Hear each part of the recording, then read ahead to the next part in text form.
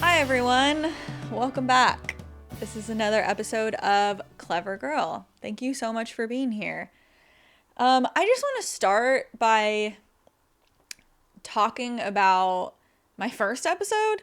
I can tell how, in editing it, I can just hear how nervous I am and I can see it. And I think it is part of the video component of this that I just get really nervous. It's a nerve-wracking thing. I think my biggest fear is that I am acting, because this does require a little bit of acting, I guess. And I don't want to be acting like a character of myself. I just don't want to be doing that. I want this to be authentic. I want this to feel like me. I want to feel comfortable that I sound normal and like I look normal, and I'm giving my like actual facial expressions and not trying to manipulate them. But that is so hard because I don't see what I look like a lot of the time, and I don't think I like it a lot of the time. But I do want this to be genuine, and I want to love it because it is actually me and not because it's some curated version of myself. So, with that being said, please give me some grace in that first episode and in every episode because I am still learning. I am still trying to figure out how I am comfortable and what I am comfortable with, and it is just difficult. It's just difficult. That's all. So I would ask for some grace and for some patience while I continue to learn. I'm not going to be good at this stuff right off the bat, but I do appreciate everyone who is here and wants to listen to me yap. I think I can't even imagine that anybody cares about what I have to say, but I care, and this is just a fun hobby for me.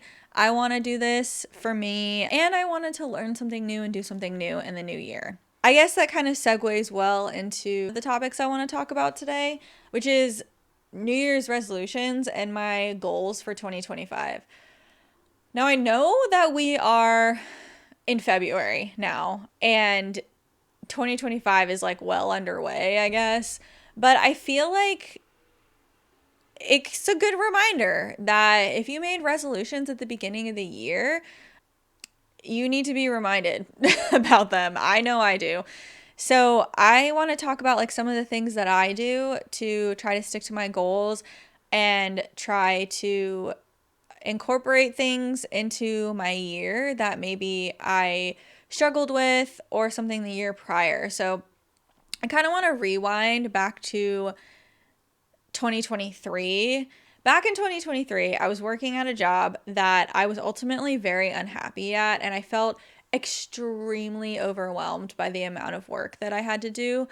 So, at the beginning of 2024, or the end of 2023, beginning of 2024, I told myself, I am not going to let my job get in the way of me finding joy. So, what I did at the beginning of 2024 was two different things that I think really, really helped me incorporate certain things into my life that I felt were missing before. So I felt like I didn't see my friends very often. I felt like I didn't do my hobbies pretty much ever. In 2023, I probably read one book. And if you know me or like knew me growing up, I was a huge bookworm. I still am. I love to read. It's like my number one favorite hobby. And I couldn't believe that I had gone a whole year and I had only read one book. Now, to be fair, during law school, I also had fallen off quite a bit on reading because I did a lot of reading for school purposes. So it took a lot of the joy out of reading for fun. But now that I was in a job that I didn't have to do too much reading, I told myself I needed to get back into my hobbies. So I decided that I would set a goal to read 7 books in the year. I also set a goal that I was going to visit my friend Courtney, and I was also going to I think, visit my friend Shelby. And I had other small goals. And what I did with these small goals was draw out a bingo card. I think I still have it. Maybe I can show it. So in 2020, so in 2024, I made a bingo card. And I'm not even kidding, like these goals were so small, some of them. Um, I mean, they seem so small, because a lot of people are like, I want to lose 20 pounds this year, or I want to work out 5 days a week, or whatever it is. I want to like increase my income by this percentage. Like those are big goals that I think people set for themselves. And I didn't want to do that. So my big thing with New Year's resolutions and goal setting, I think it's to just aim small, because anything you do over and beyond that is exceptional at that point. It is beyond expectations for yourself. But if you meet your small goals and only meet your small goals, you're going to still feel really proud of yourself and like you accomplished something, even with all the overwhelming like feelings of pressure to do things. Like it will still feel like an accomplishment. So on my 2024 bingo card, I'm holding it up for the listener. It's literally just a piece of construction paper that I used like Sharpie and paint pen on to decorate and draw out a little grid. And in each of the boxes on the grid, I put a thing I wanted to do in 2024. And on this one, there's only 12 boxes, and one of them is a free space because it's bingo. But, some of these goals were get a new plant, go on a bike ride, go to the beach for the day. Some were a little bit bigger, like go to a concert, get a new tattoo, travel to another state. And then, like I said, read 7 books. One of them is go to a movie. Go to a movie. Do you know how stressed out and overwhelming your work life has to be that you never go see a movie? I don't know. I guess now we're in an era where people don't really go to the movies very often, but I like going to the movies. And then after I made this, what I did was I pinned it up on my wall in my kitchen. It was in a good place that I see it every single day. Like I literally see it every morning. So it's a reminder, a visual reminder to me that I want to do these things. It's not that I have to, it's that I want to, that these things will bring more joy to my life. And I decorated it so that it does look fun and exciting and joyful. And it's a game, so that makes me want to do them even more. And I will say just that, putting it up on my wall and seeing it every day, that alone really helped me achieve these things. So like I put it up in my kitchen. Maybe another good place to put it would be like your bathroom or by your nightstand or something like that, so that you do see it like every single day, or maybe on your office desk if you work in an office. But that was just one thing. So that's just a small, fun little thing that I did for myself, and I put it up somewhere where I could see it. I did cross every single one off except for one, which is scrapbook, which is funny because I really wanted to do that. I think maybe like junk journaling and scrapbooking are kind of my vibe. I do like to save things as little keepsakes, and I don't want to forget about them. So it is on my 2025 bingo card this year. So I did do another one for 2025. It's on a little pink piece of construction paper. And again, I just use markers and paint pens. I did some stickers and stuff to decorate it. This year I added some bigger ones. Instead of reading 7 books, I want to read 12 books. I put 2 beach days on there. I put go on a hike with Penny. I put try something new. I also put in 2 blocks of try a new recipe. So what I'm doing this year, because I actually want to try 10 new recipes, but I didn't want to put 10 squares on here. So I'm putting little X's in the try a new recipe box so that I can count how many I've done. And like other bigger things are like work on investments, travel to a new place. And then I repeated some things. So like I want to scrapbook 3 times. I've already done it once. So we are off to a good start this year. I want to get a new plant. That's another repeat. To get a new tattoo is another repeat. And visit Courtney is another repeat. So that is, and I have that it pinned up in the same place in my kitchen, and I see it every day, and it's inspiring me to do those things. So that's just one thing. Another thing I did at the beginning of 2024 was do a vision board.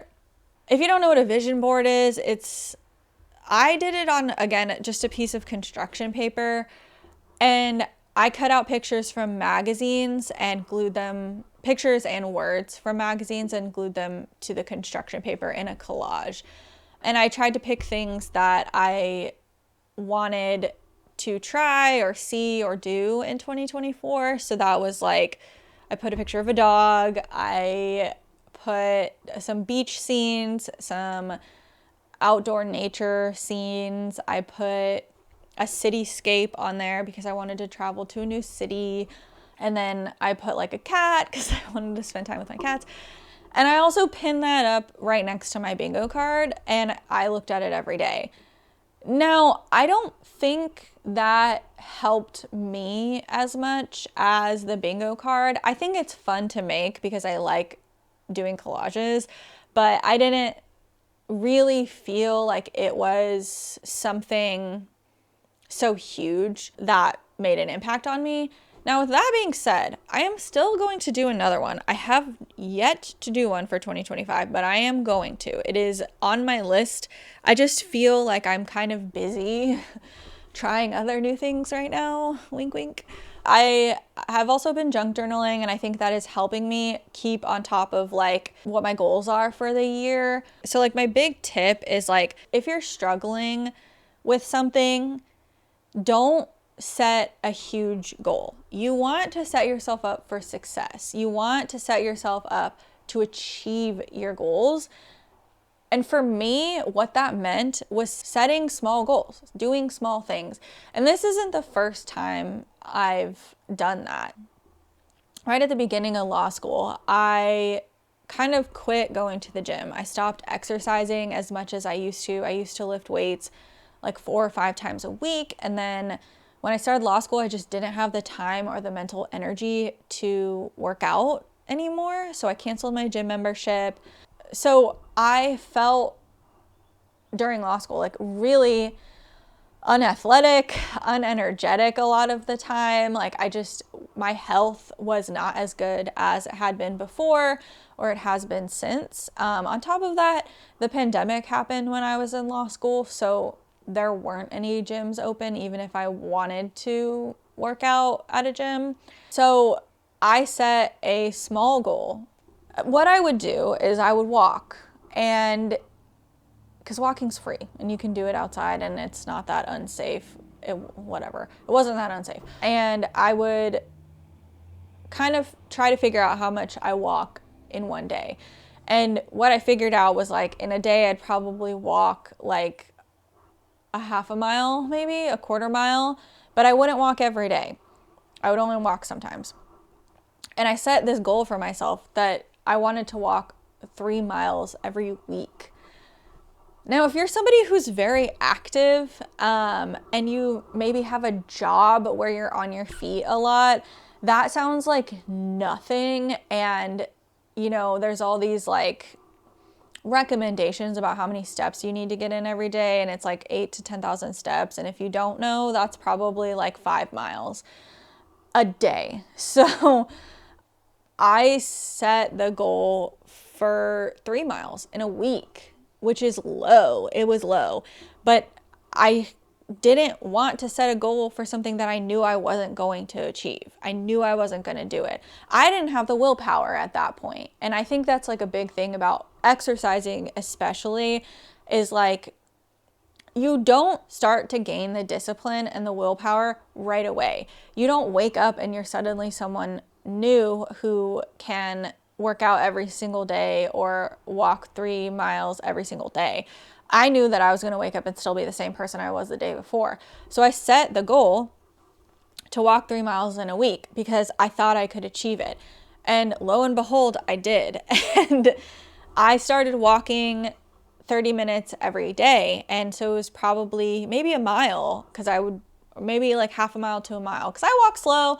It was leisurely. It wasn't like I wasn't aiming to like lose weight or anything. Like I just was trying to get outside and spend some time outside of my house away from my computer. And so I set a small goal, and I think like that mindset helped me shape other things that I have done since then. I'm not trying to, when it comes to anything new that I'm trying to do, like this year, I'm trying to get stronger, and I'm trying to not necessarily lose weight, but like what's the word that they use? It's like body composition. Change my body composition. I want to lose fat and build muscle. I don't necessarily care about the number on the scale, but I want to exercise more and focus on my health and focus on my nutrition more, which is why I want to try new recipes. So I set small goals. Like I tried small things, and this all started last year. And my first goal was to work out 3 times a week at home. So I bought a weight set and I worked out at home. And then when that wasn't really working for me, I set a new goal, was to sign up for a gym membership. So I tried out a bunch of gyms, and then I eventually chose one. And then after I had that, my next goal was, okay, I just want to go to the gym 3 days out of the week. Just go, even if it's just to walk on the treadmill. And I couldn't do it for a while. Like I would go 2 times a week. I sometimes would skip because I just had a lot going on. Life gets to you sometimes, you know? So I give myself a lot of grace with any goal, because I just think like if you put too much pressure on it, you put too much pressure on yourself, you're setting yourself up to fail, and you're not giving yourself good like food for motivation. So that's what I do. That's my big tip, is that if you want to achieve something big, just start with something really small. If you continue doing that, then you're still above where you used to be. You want to just get like 1% better. It's not about changing your whole life overnight. Another tip I have for New Year's resolutions, or like goals that you want to accomplish within a calendar year, would be to set a date where you reassess or you recommit to your goals. I'm lucky because my birthday lands kind of in the middle of the year. It's at the end of May. So your birthday is kind of like the new year. Like you're starting a new chapter, you're another year older, and a lot of people like start thinking about what they want to do with their life around their birthdays, and like what goals they have for when they turn 30 or whatever. So like I do that, and it helps me like look at what I set out to accomplish for my New Year's resolutions and kind of recommit, or maybe like decide something different and change what I'm driving towards for the end of the year. 2024, I don't really think I did that.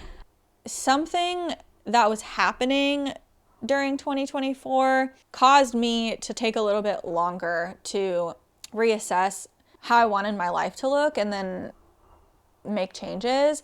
And I did something in August, actually, is when I kind of recommitted to what I was doing. I was like really focused on dating last year. I really wanted to give it like maximum effort on dating and trying to find my person.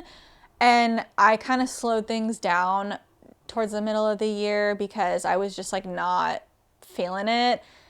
But then in August, this is going to get kind of woo-woo, so if you're not into that, then I get it. But, you know, I'll just say this. It worked for me, and there's some kind of magic out in the universe that I think manifestation really works. But I will say, the reason it's woo-woo is because there was like a blue moon, full moon, super moon or something in August of last year. And someone told me that full moons and especially blue moons are the best time to do your manifestations.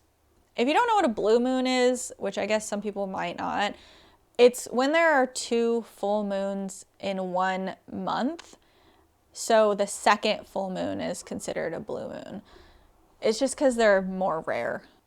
And then a super moon, which I think this one was, I can't really remember, but I think it might have been a super moon, and that's when the moon appears much bigger and brighter. But someone told me that you should do your manifestations on a blue moon. It's the best time to do them. So I did some manifestations. It wasn't really like a goal per se, but like my manifestations were that by the end of the year, I wanted to have a dog that fits in with my lifestyle. I wanted to have a job that I liked because the job I was in, I hated. And to be dating somebody who I am interested in, who actually likes me and is nice to me and treats me well. Those were the 3 things. I shortened them, but I literally walked around my apartment during that night of the blue moon and I just repeated them. Have a dog that fits in with my lifestyle, have a job that I love, and be dating somebody that I'm interested who actually likes me. I just repeated it over and over and over again. And I wrote it down. I just like really committed to the manifestation of it all.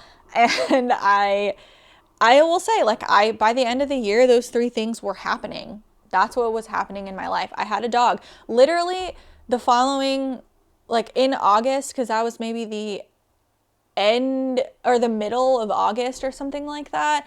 And I got a dog in August, at the end of August. After that, I started making recommitments to my goals, recommitments to just getting a dog because I had wanted one for so long. So I started looking at adopting or rehoming situations and stuff like that. And within a week of looking, I found a dog. Now, I didn't know at the time that she was going to fit into my life or my lifestyle perfectly, but I got lucky, I guess. The universe provided me a dog who fits in with my lifestyle and is a great fit for me.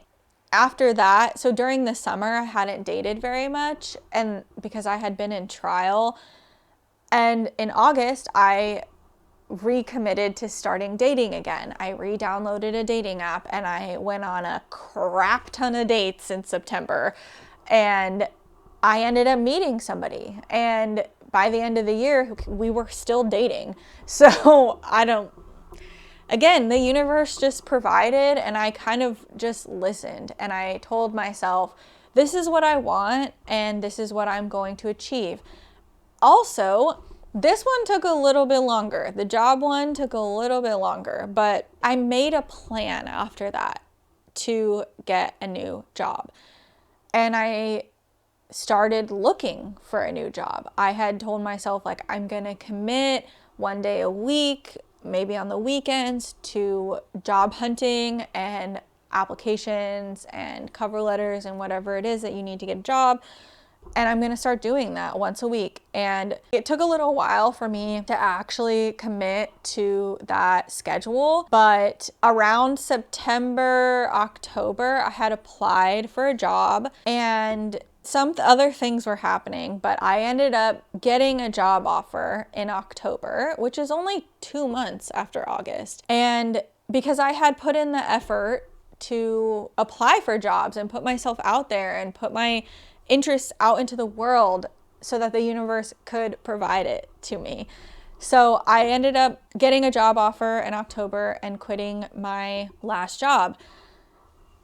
And it just turned out like I didn't start the new job until December. And so towards the end of the year, I was assessing, like, did I achieve these things? Are these the things that I wanted? Do I like this job? Is it something that I can see myself doing? Is it a good fit for me? And it turns out it was. So, like, I don't know. I think, there is something to putting your faith in a higher power, whatever you think it might be. For me, I call it the universe. I say that the universe provides, or the universe is punishing me. I say that as well. But, to each their own. But that's what it is for me. And like, there's something to putting your faith in that. But like, I think that if you're not doing any of the work, things aren't going to fall in your lap. So like, if I wasn't job hunting and putting applications in, I was never just going to get a new job. Like, I was going to continue working where I was. Someone wasn't just going to pop up and say, hey, do you want to work here?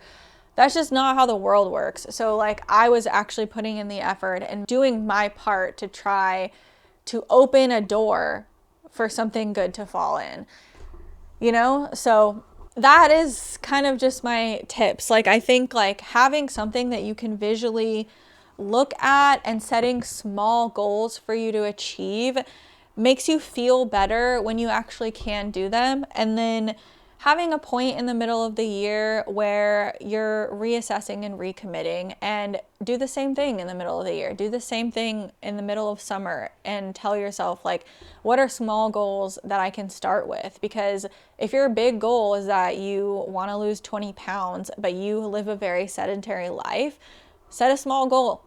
Walk for 10 minutes every other day and do that. Tell yourself, I'm going to do that for a month. Recommit. Just recommit. Set the small goals again in the middle of the year and try again.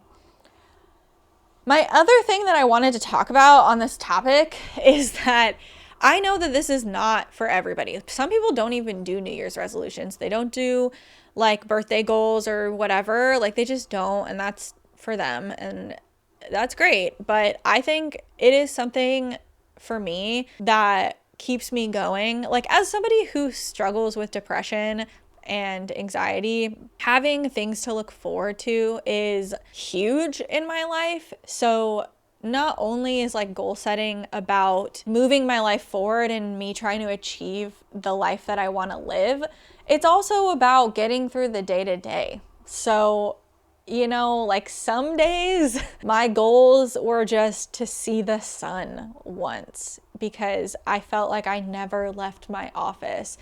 So some days that's what it's about. Some days a goal is just to break you out of that dark moment or dark time and force yourself into a position that you think will help you feel better.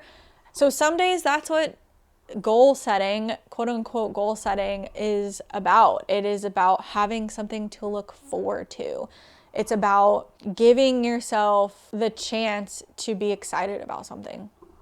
So yeah, those are my tips. I think like it's not for everybody, but it is for me. And if you find yourself in a rut, or that you're struggling with finding like small joys in your life, or you don't have anything to look forward to, I would highly recommend making a bingo card, even if it's a small one, just for like the week or something like that. Like, you want to go on a walk outside once, and you want to try a new ice cream flavor and level up in your video game or whatever. Those are small things, and I think they can make a big difference. So, okay. We're at the end, so I've been talking for way too long. So as usual, we are going to end this episode with a quiz, and I would highly encourage you to answer along with me as I take this quiz. This is another BuzzFeed quiz. It is titled Daily Trivia Quiz, Lasagna, Scrabble, and Panic at the Disco. I am a fan of Panic at the Disco, so hopefully that gives me a small edge with one of these questions. All right, first question. What material is Captain America's shield made of? The options are Galvorn, Carbonite, Vibranium, or Element Zero. I do happen to be a fan of Marvel, so I know it is Vibranium. Next question. Vatican City is surrounded by which Italian city? Oof. The options are Rome, Florence, Milan, or Venice. This harkens back to what I said when I did the last quiz, which is that I am so bad at geography. But one thing I do know, or I'm pretty sure of, is that Rome is the capital of Italy. So I'm going to say that Vatican City is in Rome. Hell yeah. Hell yeah. Got that right. Next question. What color is the middle square on a Scrabble board? The options are blue, red, pink, and green. I have played a fair amount of Scrabble in my life, so I know that it is pink and it has a star. That is the correct answer. Okay. Oof. What is the name of the mother sauce typically used in lasagna? 2 Italian questions in this quiz. The options are bechamel, velouté, hollandaise, and espagnoli. I know it's not hollandaise. I do not know what velouté is or espagnoli, but I have heard bechamel. Oh my god. I have heard bechamel before, so I'm going to guess that one. Oh my god, I got it right. I should probably Google bechamel. Well, I guess the definition is there. It's the mother sauce of the lasagna. All right, next question. Pandora's box is an artifact from which mythology? Woof. Another one I'm probably not going to know, but I'm just going to take my best guess. The options are Greek, Norse, Chinese, or Maori. It's not Chinese. I know that. The difference between Greek and Norse, to me, I don't know anything about mythology, so they're the same in my brain. Kind of like how Greek and Roman are the same. Like, I'm sure a very obviously Norse mythology would stand out to me, but I don't know about Pandora's box. And I'm like 100% sure it's not Maori. So I'm going to say Greek because that's what I'm familiar with. And that is correct. Look at me go. Okay, next question. The H in H2O stands for what? The options are helium, hydrogen, holmium, or hassium. Is hassium even a thing? That doesn't even sound real. It's hydrogen. 2 more questions. Who is the lead singer of Panic at the Disco? I feel like I don't even have to say the options, but I'm going to. The options are Brendan Urie, Adam Levine, Gerard Way, and Patrick Stump. Patrick Stump, I believe, is from Fall Out Boy. Adam Levine is obviously Maroon 5. Gerard Way, I don't know, My Chemical Romance? It's obviously Brendan Urie. Sorry, I don't know why I took the time to think about those other ones. Last question. What animals depicted on the flag of California? Now, I just happen to live in California, so I do know this one. The options are bald eagle, grizzly bear, dolphin, or sea lion. And of course, it is grizzly bear. I got 8 out of 8. It's so funny. It says you scored better than 100% of all other quiz takers. That couldn't even possibly be true. Like, why does it phrase it like that? Why doesn't it just say you got 100% of the answers correct? Because to say that I scored better than 100% of all other quiz takers is just categorically inaccurate. Because if someone else scored 100%, I did not score better than them. I scored the same. It doesn't matter. Thank you so much, BuzzFeed, for supplying this quiz. How did you do? Tell me in the comments. And again, thank you so much for being here, and thank you for listening. And tune in next time for a fun and exciting topic. Okay, bye!